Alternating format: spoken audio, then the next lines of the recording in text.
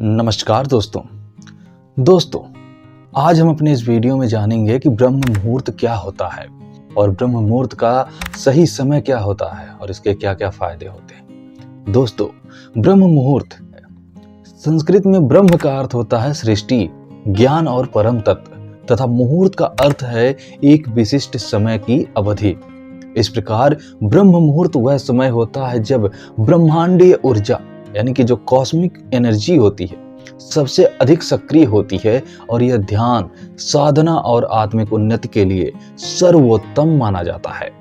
दोस्तों, ब्रह्म मुहूर्त का समय सूर्योदय से 1 घंटा 36 मिनट पहले शुरू होकर 48 मिनट तक रहता है।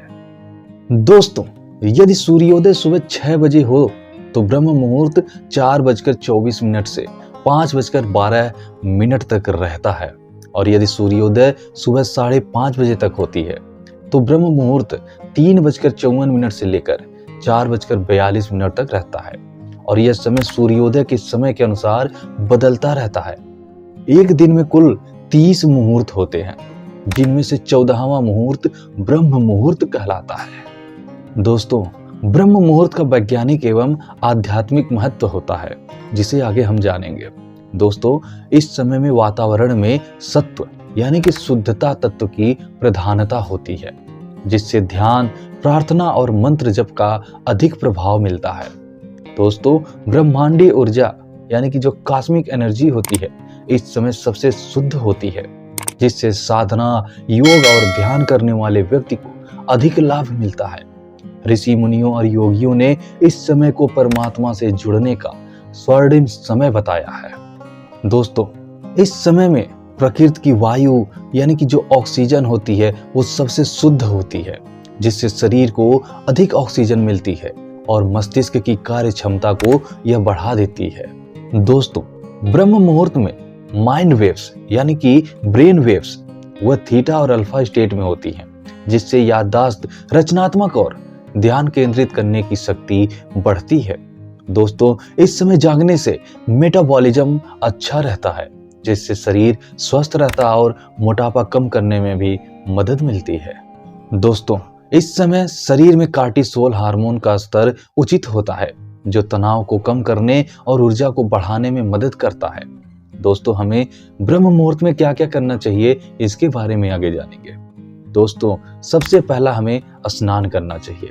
दोस्तों, इस समय में स्नान करने से शरीर ऊर्जावान होता है और नकारात्मक ऊर्जा दूर रहती है।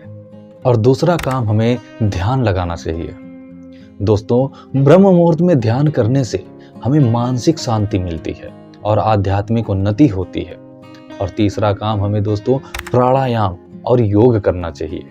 इस समय प्राणायाम करने से फेफड़ों को अधिक ऑक्सीजन मिलता है और शरीर हमारा शुद्ध होता है। दोस्तों, योग करने से शरीर लचीला और स्वस्थ रहता है। और चौथा काम दोस्तों कि हमें मंत्र जाप करनी चाहिए। इस समय गायत्री मंत्र, महामृत्युंजय मंत्र या किसी भी शुभ मंत्र का जाप करना लाभकारी होता है। दोस्तों, पांचवा काम, हमें शास्त्रों का अध्ययन करना चाहिए। इस समय पढ़ाई करने से हमारी स्मरण शक्ति बढ़ती है और ज्ञान जल्दी ग्रहण होने लगता है।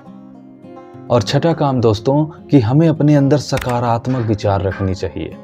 यह समय अपने दिल की योजना बनाने और अच्छे विचारों पर ध्यान केंद्रित करने के लिए सबसे आदर्श समय होता है।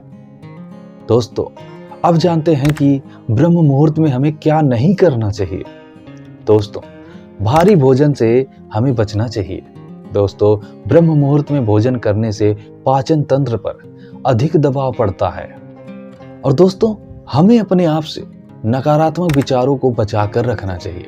दोस्तों, इस समय में मानसिक शुद्धता आवश्यक होती है, इसलिए नकारात्मकता से बचकर रहना चाहिए। दोस्तों, इस समय हमें आलस्य से भी बचना चाहिए। दोस्तों, ब्रह्म मुहूर्त के समय में जागकर साधना न करने से इसका लाभ नहीं मिलता है, इसलिए दोस्तों हमें कभी भी आलस नहीं करना चाहिए और ब्रह्म मुहूर्त में जागकर योग साधना करना चाहिए, तभी हमें इससे लाभ मिल सकता है। एक अहम बात सबके मन में होती है कि क्या हर व्यक्ति को ब्रह्म मुहूर्त में जागना चाहिए? तो इसका उत्तर है दोस्तों हाँ, लेकिन छात्रों, योगियों, साधकों, विद्वानों और ध्यान करने वालों के लिए यह समय अत्यधिक लाभकारी होता है। बीमार, बुजुर्ग या अत्यधिक शारीरिक श्रम करने वालों को पर्याप्त नींद की आवश्यकता होती है, इसलिए उन्हें अपनी स्थिति के अनुसार ही निर्णय लेना चाहिए। यह जरूरी नहीं है कि हर व्यक्ति ही ब्रह्म मुहूर्त में उठ जाए। दोस्तों, इन सभी बातों का एक निष्कर्ष निकल कर आता है कि ब्रह्म मुहूर्त शारीरिक, मानसिक और आध्यात्मिक उन्नति के लिए सबसे शुद्ध समय है।